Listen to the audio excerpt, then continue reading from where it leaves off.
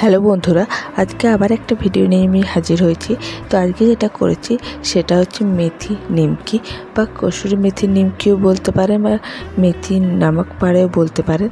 তো এটা খেতে কিন্তু খুবই টেস্টি হয় যেহেতু মেথিটা থাকে বলে। আর এটা আমি কসুরি মেথি যেটা বাজারে পাওয়া যায় সেটাতে করেছি, কোনো যে কাঁচা মেথি দিয়ে করিনি।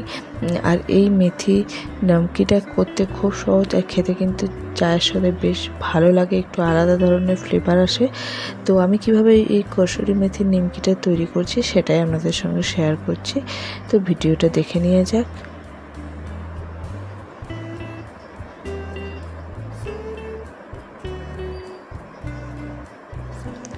তো আমি এখানে নিয়েছি 2 কাপ ময়দা,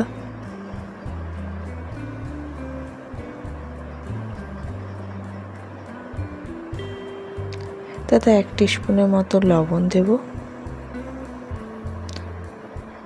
1 টিস্পুন জোয়ান নিয়েছি যেটা হাতে হালকা ঘষে দিয়ে দেব,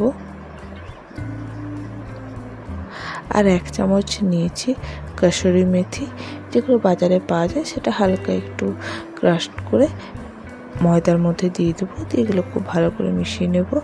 আর ময়নের জন্য আমি এখানে দেবো 2 চামচ সাদা তেল, আপনারা চাইলে ঘিও দিতে পারেন, আমি তেল ইউজ করেছি। দিয়ে খুব ভালো করে মিশিয়ে নেব। মেশানোর পর দেখতেই পাচ্ছেন ময়দাটা হাতে মুঠোর মতন হয়ে যাচ্ছে। তো এইভাবে করে নিতে হবে, তাহলে বুঝতে হবে যে ময়নটা ঠিকঠাক হয়েছে। এরপর অল্প অল্প জল দিয়ে এটার একটা টাইট ডো করব। খুব টাইট না, কিন্তু নরম হবে না, একটু টাইট হবে। তাহলে কি হবে, যে নিমকিগুলো হবে খাস্তা হবে, খেতে টেস্টি হবে।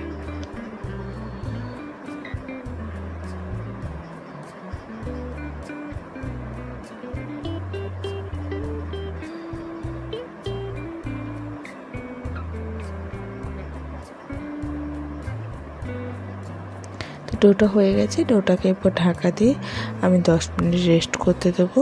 আর দেখতেই পাচ্ছেন ডোটা খুব টাইট না, খুব নরমও না, মিডিয়ামভাবে আমি ডোটা রেডি করেছি। এরপর 10 মিনিট পর ডোটা সেট হয়ে গেছে। এবার ডোটা থেকে যে নিমকিগুলো করব তার জন্য আমি 3টে বল কেটে নেব ডোটার থেকে, বড় ধরনের।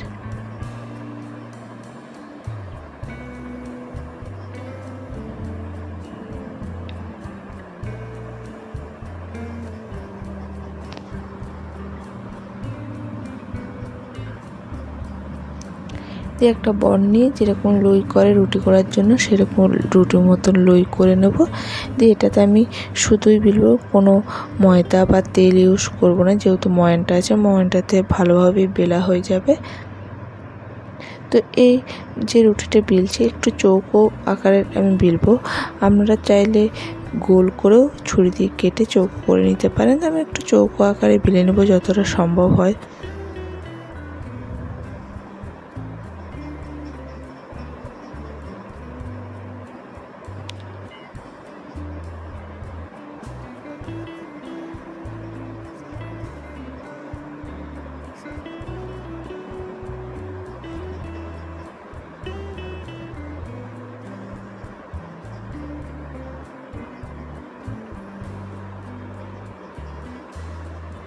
তো চৌকো করে বেলে নিয়েছি, দেখতেই পাচ্ছেন একদম চৌকো হয়নি, কিন্তু অনেকটাই চৌকো। আর এতটাই পাতলা করছি, মানে রুটির থেকে একটু পাতলাই করব, কারণ এটা ফোল্ড করব নিমকিটা। তো এরপর উপর থেকে আমি 1 চামচের মতো বাটার দিয়ে দিয়েছি, আপনারা চাইলে তেল ইউজ করতে পারেন। তো বাটারটা দিয়ে ভালো করে ব্রাশ করে সমস্ত রুটিটার উপর লাগিয়ে নেব। দিয়ে উপর থেকে একটু ময়দা ছড়িয়ে দেবো।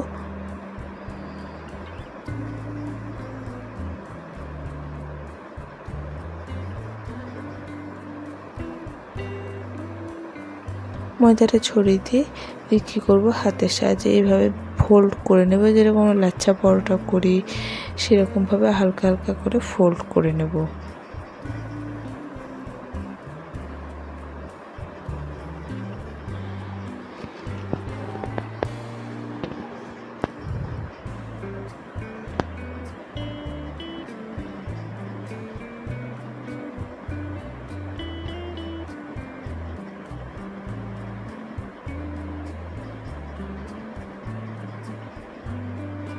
তো লাস্টে আমি কি করব, যে একটু জল এই লম্বা যে উপরে অংশ সেটাতেও দিয়ে দেবো, আর যেখানটায় মানে জয়েন্ট করব সেই জায়গাটাতেও দিয়ে দেবো, যাতে করে রুটিটা ভালো করে আটকে যায়, মানে যখন আমি ভাজবো ছেড়ে না যায়।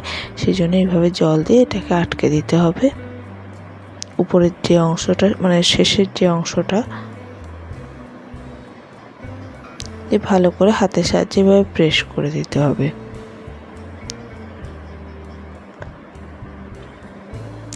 দিয়ে একটা ছুরির সাহায্যে 1 ইঞ্চি গ্যাপে গ্যাপে আমি নিমকিগুলো কেটে নেব।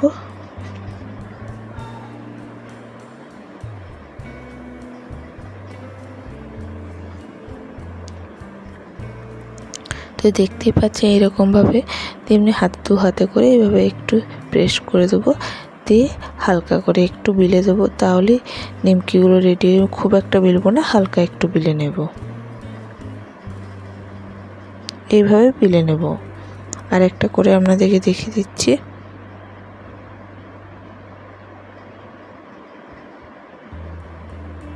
তো দেখতে পাচ্ছেন এইভাবে আমি প্রত্যেকটা নিমকি তৈরি করে নেব। প্রথমে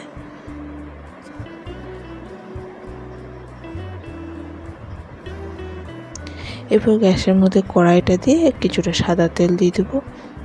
তেলটা খুব একটা মিডিয়াম টু লো ফ্লেমে গরম করব, খুব গরম করব না, নাহলে নিমকিগুলো পুড়ে যাবে। তো মিডিয়াম গরম হয়ে গেলে একটা একটা করে আমি নিমকি তেলের মধ্যে ছেড়ে দেব।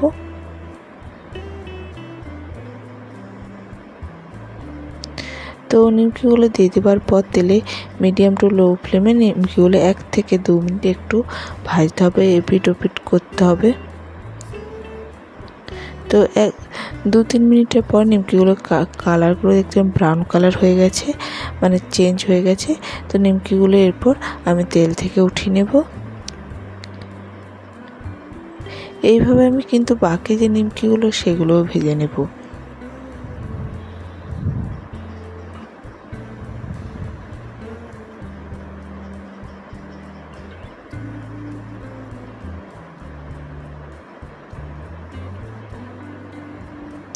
তো আমার যে কসুরির মধ্যে নিমকিগুলো হয়ে গেছে, দেখতেও কত সুন্দর হয়েছে, আর খাস্তাও হয়েছে বেশ। দেখতে পাচ্ছেন ভেঙে যাচ্ছে, খুব শক্ত হয়েছে, ভেঙেও যাচ্ছে।